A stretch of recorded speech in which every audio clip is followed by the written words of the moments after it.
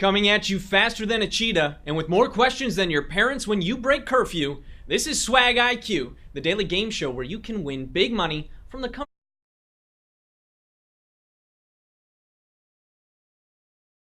13,000.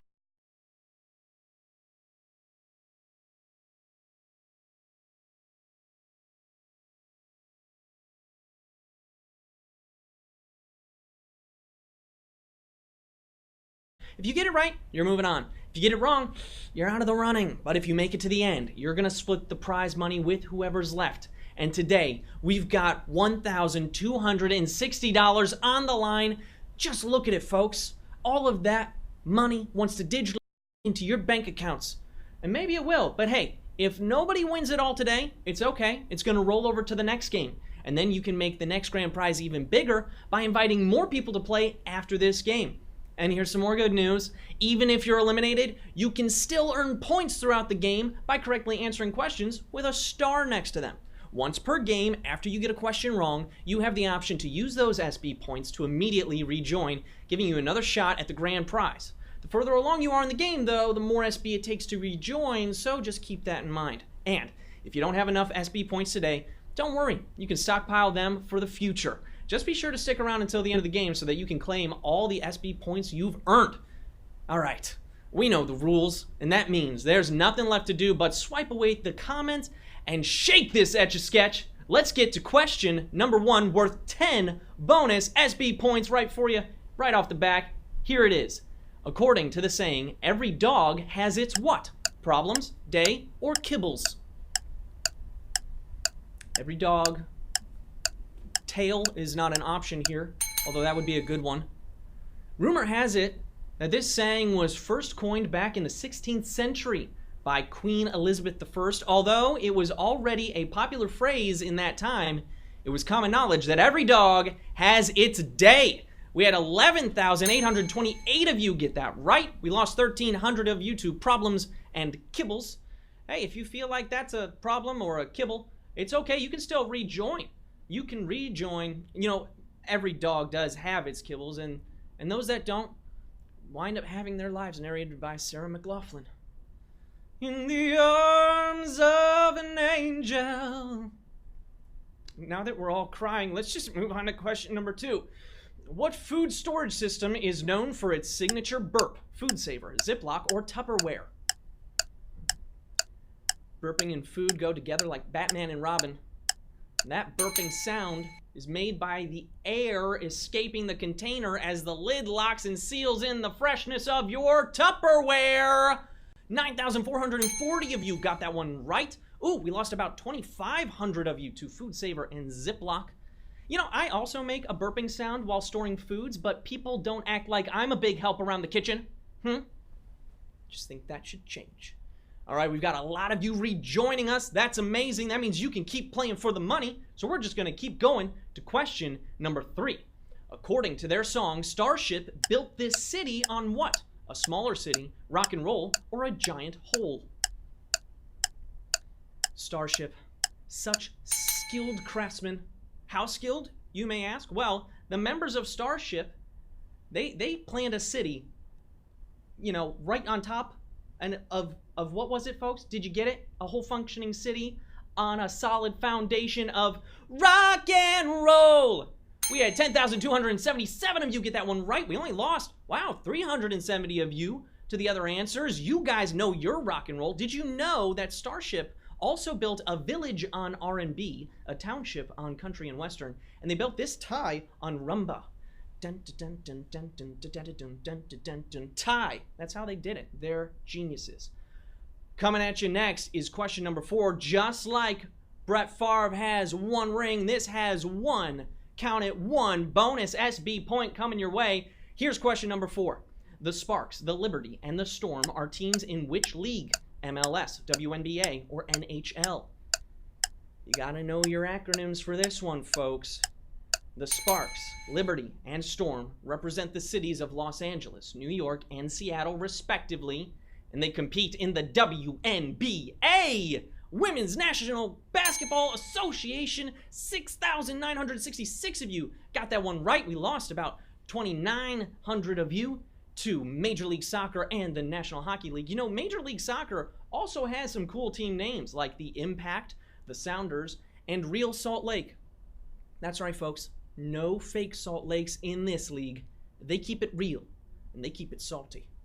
Here we go. We're almost halfway through. This is question number 5. Here it is.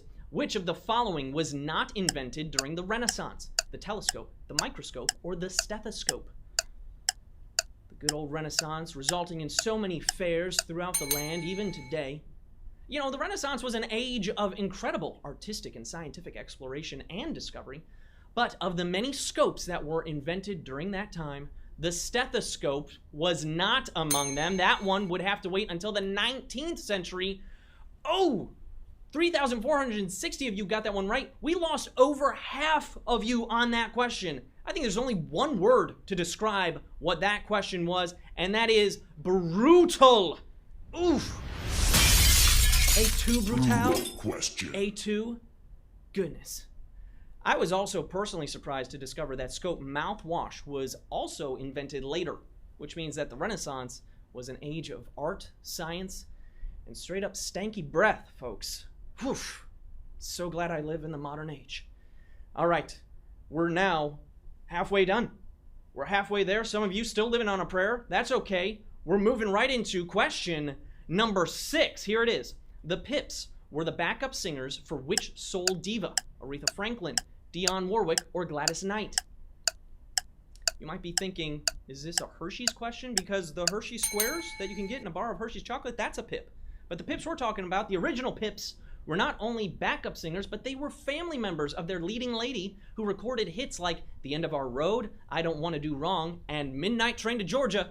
We're talking about Gladys Knight, folks. 3,957 of you got that one right. 291 of you went with Dionne Warwick. The rest of you chose Aretha Franklin.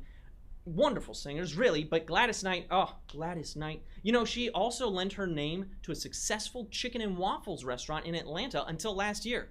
So, Gladys, now is the perfect time to invest in my new all-you-can-eat buffet, the Midnight Train to Gorgon. I think it's going to be a hit. Just like this next question, it's lucky number 7, people, coming at you. Here it is. If you were to chiffonade in your home, what tool would you be using? A knife, a trowel, or a paintbrush? Chiffonade. It's a French word. Maybe I should have pronounced it chiffonade. If you speak French, you may already know this one. But for the rest of us, chiffonade is a technique for cutting leafy vegetables into thin strips, so you'd be using a knife. Knife is the correct answer. 2,114 of you got that one right, while the rest of you went with trowel or paintbrush. Not to brag, but I actually probably could cut leafy vegetables with a paintbrush. I just choose not to because I don't like paint in my salad. I prefer ranch dressing. Here we go, folks. We're on to question number 8, which is worth yet another bonus SB point. That's right, we love you. This is why you keep playing, folks. Here it is, question number 8. Which of the following is an actual Andy Warhol film? Batman Dracula, Girl Eats Sandwich, or Tarzan's Lament? You guys know your Andy Warhol footage? Andy Warhol famously made a lot of experimental films, including Sleep, which is 5 hours and 20 minutes of footage of a man sleeping. There's also Bike Man, Eat, Women in Revolt, and the correct answer, Batman Dracula. Batman Dracula, 453 of you got that one right. Wow, we lost a lot of you again, but that's okay. You can keep on playing. You want to because you can still earn SBs, folks. And look, you guys are rejoining. This is amazing. Batman Dracula, amazing title, was made in 1964 and was only shown in galleries. It was thought to be lost footage until it started appearing again in 2006. And you know what? This game's 15 minutes of fame are not over, so let's move on to question number 9. Here it is. What Norwegian city is the northernmost in the world? Ny-Ålesund, Pyramiden, or Longyearbyen? That's right. I pronounce those amazingly because I have some Scandinavian blood in me. You can find this city on the island of Spitsbergen in Svalbard. But I'm sure all of you already knew that. Come on. It's common knowledge. It also currently serves as a research base after being a mining town in the early 20th century, and its name is Ny-Ålesund. Wow, 305 of you got that one right. We lost about 400 of you to Pyramiden and Longyearbyen. You know, the thing that strikes me the most is how easy it is to just pronounce those Norwegian names. It just flows off the tongue, doesn't it? You guys should try it sometime. Folks, here we are. We've got a few of you rejoining us. All of you that have made it this far, answering correctly, rejoining. You made it to our final question, folks.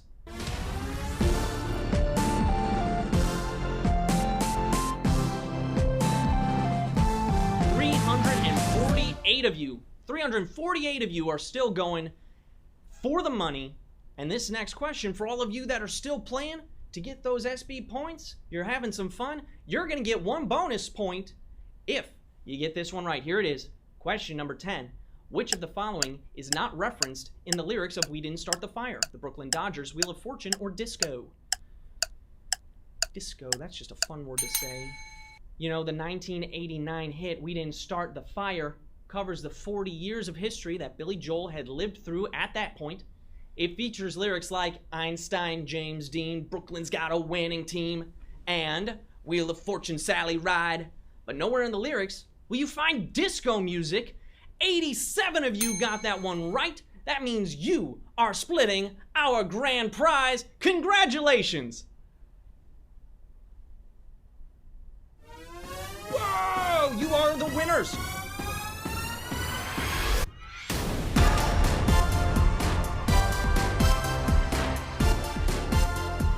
Congratulations to all of you winners. We got Blue Toe, we've got Donnie A89, Kels Kate, Jillian09, Jersey.